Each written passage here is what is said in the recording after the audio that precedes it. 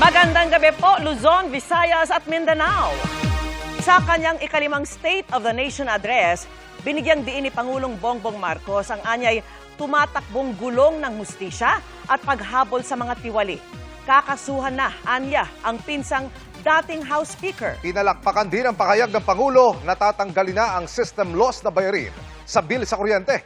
Gayun din ang pakayag laban sa panggigipit sa West Philippine Sea. Mula sa Batasang Pabasa, nakatutok live si Ivan Mayrina. Ivan!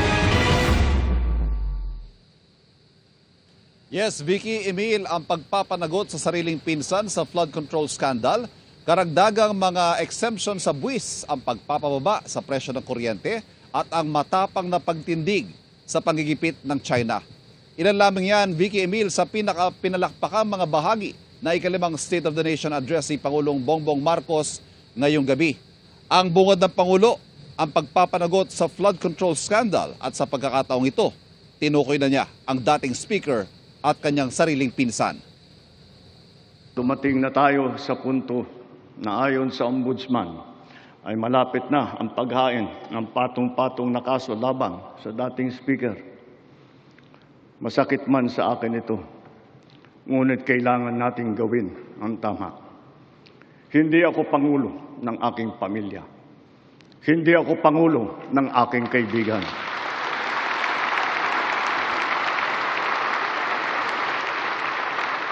Ako ay Pangulo ng Pilipinas at ang tungkulin ko ay sa inyo, ang aking mga kapwa Pilipino. At higit sa pagpapanagot sa mga tiwali, ang pagbawi sa mga pondong dapat ay napunta sa mga mahalagang proyekto para sa taong bayan.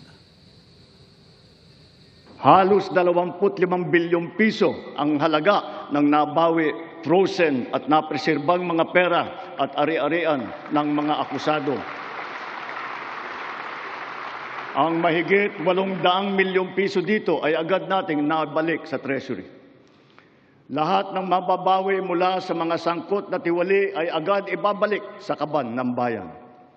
Ipinapaubaya na natin ang pag-uusig sa ombudsman at sa ating mga pinalakas na National Prosecution Service. Nananalig din tayo sa makatarungang hatol ng hukuman. Makakaasa kayo na ang gulong ng hustisya ay tumatakbo. Sa 1 oras at 26 na minutong talumpati, ilang beses ding sinabi ng Pangulo na mga pondong naiiwas sa mga tiwali, ibinuhos daw sa mga proyektong pakikinabangan. Tinukoy ng Pangulo ang mga ayuda lalo na sa gitna ng nagtaas ang presyo dahil sa giyera sa Middle East. Kanyang inanunsyo ang mas malawak na tax exemption at mga tax amnesty. Dagdagan natin ang mga manggagawang malilibre sa buwis sa kanilang kita. Isasama na natin ang mga kumikita ng hindi lalagpas sa 350,000 pesos kada taon.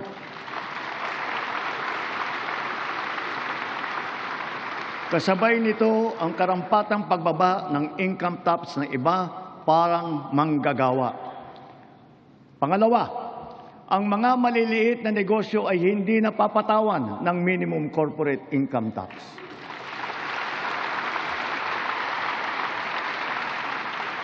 Pangatlo, para mapanatag ang loob ng taong bayan, ang pagbigay ng amnesty para sa mga hindi nabayarang buwis tulad ng income tax, estate at donors tax at value-added tax.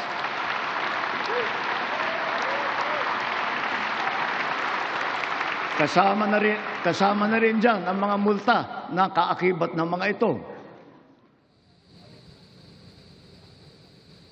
Tumutok din ang sona ng Pangulo sa usapin ng enerhiya, mga bagong pagkukunan at mga plano para pababain ang presyo nito. Ang matagal nang nirereklamong systems loss na binabayaran ng consumer para sa mga ninanakaw na kuryente at nawawalang kuryente habang dumadaloy sa kable. Hiniling niya sa Kongreso, amyendahan ng Electric Power Industry Reform Act o EPIRA Law at tanggalin ang system loss charges. At the same time, we have to do more to protect our children. We must protect them from the harmful influences and forces that exploit their vulnerability. The corrosive influence of fake news, the unfettered exposure to pornography, even to minors, the constant depiction of casual violence, and the toxicity and hate culture pervasive in social media. We must all assume a community responsibility for our young people's protection. Panahon na para tanggalin na natin ang systems laws na pinapasa sa consumer.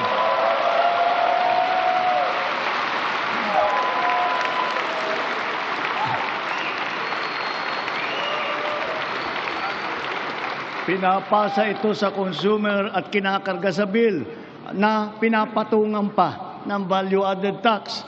Hindi naman kasalanan ng consumer kung bakit nagkaroon ng systems laws. Kaya hindi naman tama na kailangan sila pa ang pagbabayarin dito. Therefore, we, the people, we demand for the immediate amendment of the EPIRA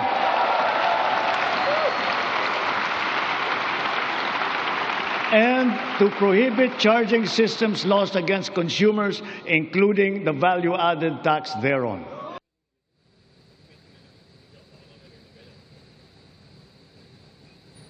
At yung bahagi na pahayag ng Pangulo kanina na narinig natin, yun ay kaugnay sa karumaldumal na karahasan sa paaralan sa Tacloban kung saan 3 ang napatay ng 2 menor de edad na shooter.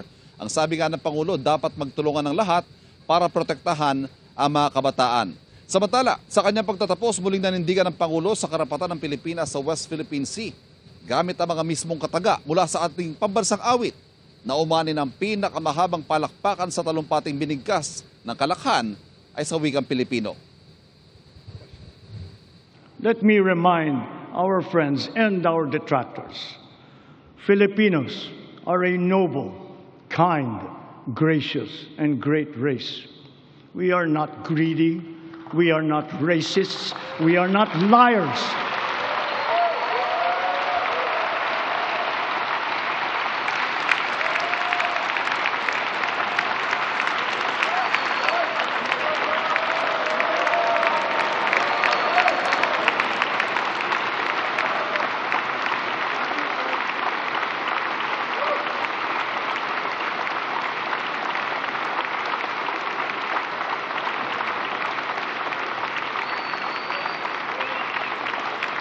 We are respectful and we are dignified.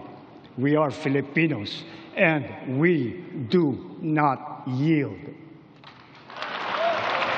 Sa mga pang-aalipusta, hindi tayo matitinag.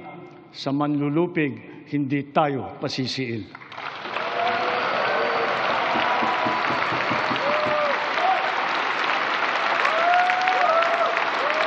2 taong nalalabing bahagi ng Administrasyong Marcos nangako ang Pangulo na ipagpapatuloy ang mga nasimulan at tutuparin ang mga ipinangako kabilang dyan ang mga proyektong pang-infrastruktura at mas pinalawak na mga benepisyong pangkalusugan.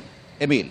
Ivan, sinagot kanina ng Pangulo yung matagal nang tinatanong sa administrasyon kung kailan ba papanagutin sa flood control scandal ang kanyang pinsan si dating Speaker Martin Romualdez.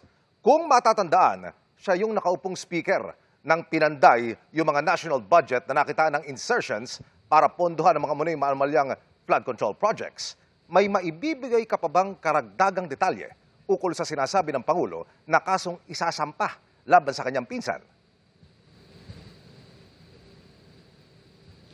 Yes, Emil, ang detalye maibibigay lang namin dyan ay yung mga naririnig din naman natin na ibinabalita mula sa Ombudsman. Ang sinasabi ng Ombudsman, na malapit na sila na isang magsampa ng mga kaso at nag-iipon sila ng mga ebidensya at kung magiging kapareho na mga inihahaing reklamo sa mga ibang nakasuhan na, yan ay marahil ay plunder, ay graft, malversation. Yan yung karaniwang mga inihahain dito sa mga nasasangkot dito sa flood control scandal, Emil. Ivan, huli na lamang, kasama sa pinalakpakan yung mga sinabi ng Pangulo na magdudulot ng ginhawa sa taong bayan, katulad ng pagtatanggal sa systems laws sa kuryente at ang pagpapalawig sa tax exemptions at tax amnesty sa ilang sektor. Kailan ba natin mararamdaman yan, Ivan?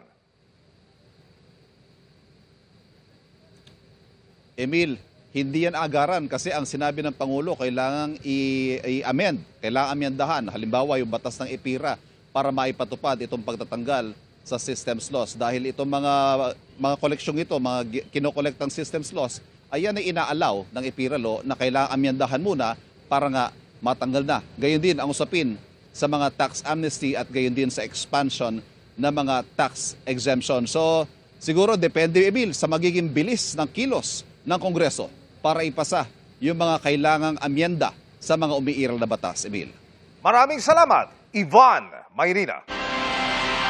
Iginagalang daw ni dating House Speaker at late 1st District Representative Martin Romualdez ang naging pahayag ni Pangulong Bongbong Marcos sa SONA nito kanina kaugnay sa nalalapit ng paghahain ng kaso ng Ombudsman tungkol sa flood control scam.